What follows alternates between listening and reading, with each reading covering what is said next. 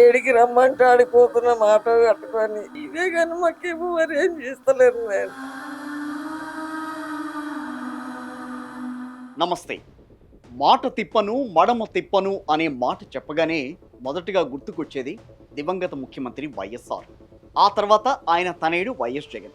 ప్రజల్లో వారంత ఆదరణ పొందాలని అనుకున్నారో లేక మరో కారణమో తెలియదు కానీ మాట తప్పను మడమ తిప్పను అంటూ మాటిచ్చారు తెలంగాణ సీఎం రేవంత్ రెడ్డి.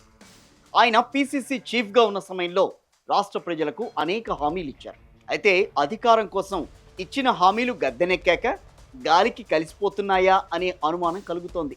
నాడేమో ప్రతిపక్ష నేతగా బాధితుల పక్కన చేరి కన్నీళ్లు తుడిచిన రేవంత్ రెడ్డి నేడు ముఖ్యమంత్రి అయ్యాక అదే బాధితులను గేటు బయటే నిలబెట్టేస్తున్నారు. ముఖ్యంగా హోంగార్డు రవీందర్ ఆత్మహత్య ఉదంతం అప్పట్లో అందరికీ గుర్తుండే ఉంటుంది. రాష్ట్ర వ్యాప్తంగా సంచలనం రేపింది.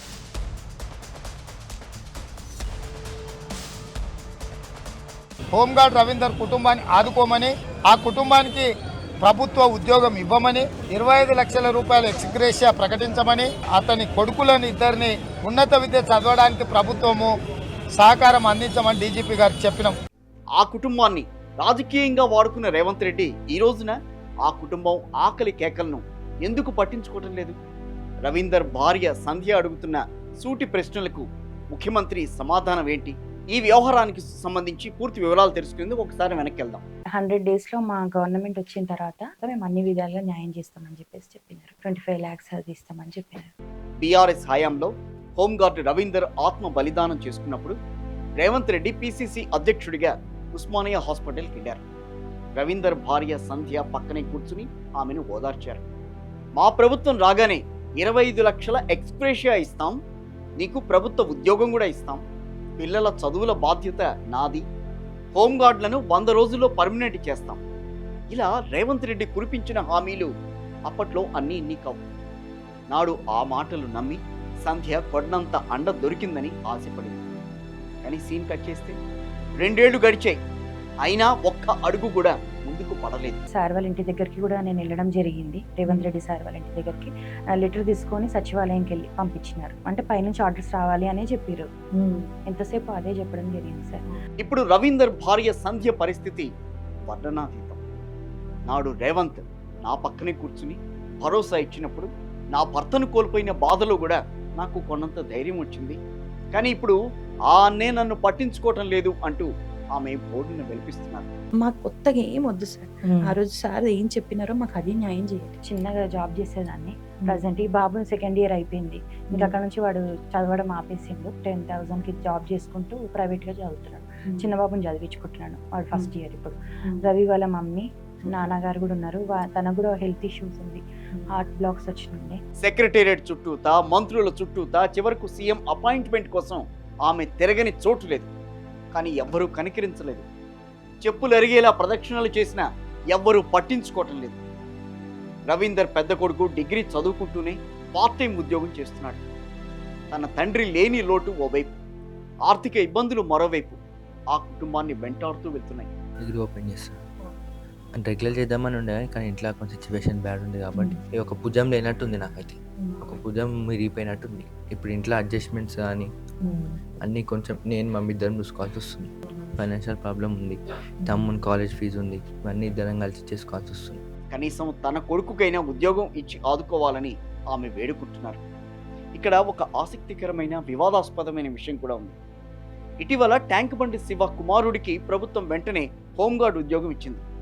అది మంచిదే, అందరూ ఆహ్వానించదగ్గదే. కానీ రవీందర్ కుటుంబానికి ఇక్కడ ఎందుకు ఇవ్వడం లేదనే ప్రశ్న మాత్రం అందరిలో ఉదయిస్తుంది. ఎందుకు? ఈ రోజు వరకు ఎవరు వచ్చారు? ఎవ్వరు లేరు. నా సొంతంగా నేను ప్రయత్నం చేయడమే తప్పితే ఎవ్వరు కూడా వచ్చేసరి మీకు ఈ ప్రాబ్లం అయింది కదా తీసుకెళ్తామని తీసుకెళ్లిన ఎవ్వరు లేరు. హోంగార్డుల విషయంలో కారుణ్య నియామకాలను ప్రభుత్వం నిలిపివేసిందనే ప్రచారం జరుగుతోంది ప్రస్తుతం. రవీందర్ మృతదేహం సాక్షిగా నియామకాలు చేపడతామని చెప్పిన ముఖ్యమంత్రి ఇటు అధికారంలోకి వచ్చాక ఆ ఫైళ్లు పక్కన పెట్టడం వెనుక ఆంతర్యం ఏంటి? ఒకరికి ఒక న్యాయం, మరొకరికి మరో న్యాయమా అని సామాన్య ప్రజలు ప్రశ్నిస్తున్నారు. రాజకీయ నాయకులకు ఎన్నికలకు ముందు ఒక మాట, గెలిచాక మరో మాట అనేది పరిపాటిగా మారింది. రవీందర్ ఆత్మహత్యను అప్పట్లో బీఆర్ఎస్ ప్రభుత్వానికి వ్యతిరేకంగా ఒక ఆయుధంగా వాడుకున్న రేవంత్ రెడ్డి హోంగార్డ్ రవీందర్ కుటుంబాన్ని పోలీసుల చేతనే అణచివేయాలని చూడడం అనేది దారుణము. ఇది ప్రభుత్వం యొక్క దుర్మార్గం. ఇప్పుడు అధికారం చేతికి రాగానే ఆ కుటుంబాన్ని విస్మరించటం నైతికంగా ఎంతవరకు సమంజసం? ఒక కొడుకు కోపిన బియ్యం తింటాం, ఏదో నడిపించుకుంటున్నాం. ఇంతవరకు అయితే ఏం నయం జరగలేదు. ఏడికి రమ్మంటే ఆడిపోతున్నాం ఆటో కట్టుకొని. అమ్మ మీకు ఫోన్ చేస్తాం, మీరు మళ్ళా రండి. ఇదే కానీ మాకేమో మరి ఏం చేస్తలేరు. నేను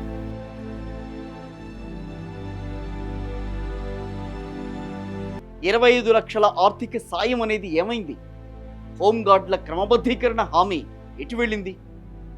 పిల్లల చదువుల కోసం ఇచ్చిన భరోసా నీటి మూటలేనా?